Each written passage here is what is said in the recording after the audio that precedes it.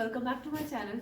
तो मैं आपको आज बताने वाली हूँ if you are interested in pursuing BSc agriculture after 12th, तो इसके लिए क्या क्राइटेरिया है और आपका जो टेस्ट होता है वो कैसे होता है। ठीक है, तो फर्स्ट ऑफ ऑल आपने जो अपनी 11th और 12th है वो आपका मेडिकल बैकग्राउंड होना चाहिए या फिर एग्रीकल्चर बैकग्राउंड होना चाहिए। बाय मेडिकल बैकग्राउंड आपका मतलब है कि आपने या फिर बायोलॉजी में किया हो या फिर नॉन मेडिकल में किया हो।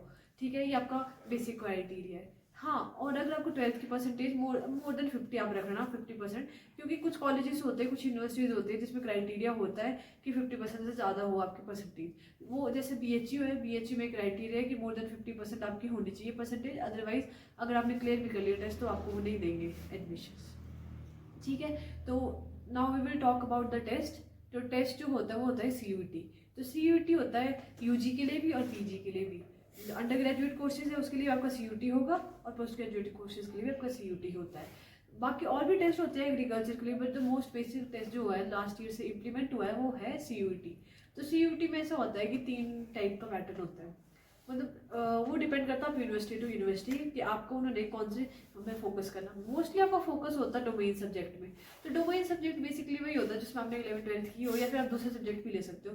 तो जिसके कॉम्बिनेशन होते हैं PCM, ठीक है, या फिर एग्रीकल्चर जो फिजिक्स केमिस्ट्री, ठीक है, या फिर PCB आ गया। ठीक है, तो ये कॉम्बिनेशन आपने सिलेक्ट करना होता है टेस्ट में। उसके बेसिस पे आपको वो आते हैं, क्वेश्चंस आते हैं, फिर आपको सॉल्व करके आपकी लास्ट में आपका रैंक निकलता है, उसके बेसिस पे आपकी एडमिशन होती है। ठीक है, हाँ, कुछ यूनिवर्सिटीज आपका लैंग्वेज टेस्ट भी लेती है साथ में। लैंग्वेज टेस्ट में आप लैंग्वेज सिलेक्ट कर सकते हैं, जैसे इंग्लिश कर ली तब आपको बेसिक इंग्लिश क्वेश्चन पूछते हैं। ठीक है, and the last one is the GK test. तो GK टेस्ट भी लेते हैं, कुछ यूनिवर्सिटीज होती हैं जिसमें तीनों को देखा जाता है। But the most important is domain subject, वो हर यूनिवर्सिटी में देखा जाएगा। तो आपकी पहले प्रेफरेंस होनी चाहिए कि आप डोमेन सब्जेक्ट पे फोकस करो।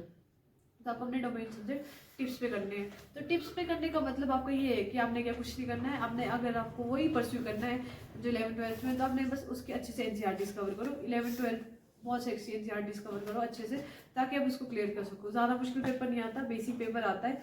ठीक है, तो उसके लिए आपको कुछ भी नहीं करना है, पास्ट ईयर पेपर्स उठाओ। हाँ, अब आप बोलोगे कि लास्ट ईयर से CUET इम्प्लीमेंट हुआ है, उससे पहले CUET नहीं होता था, तो आप ICAR के पेपर्स भी उठा सकते हो, बिकॉज मोस्ट प्रॉब्लली सेम ही रहता है पैटर्न।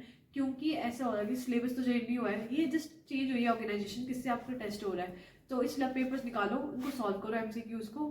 ठीक है, तो उनको सॉल्व कर लोगे तो आपको अच्छे से हो जाएगा। बाकी ज़्यादा लोड मत लो, कोई टेंशन होगी तो कोई प्रॉब्लम होगी तो आप मेरे को कमेंट्स कर दो, I will solve your queries. ठीक है, तो I hope all the best, और आई होप आपको आपका ड्रीम कॉलेज, ड्रीम यूनिवर्सिटी मिले। So bye bye guys, love you all.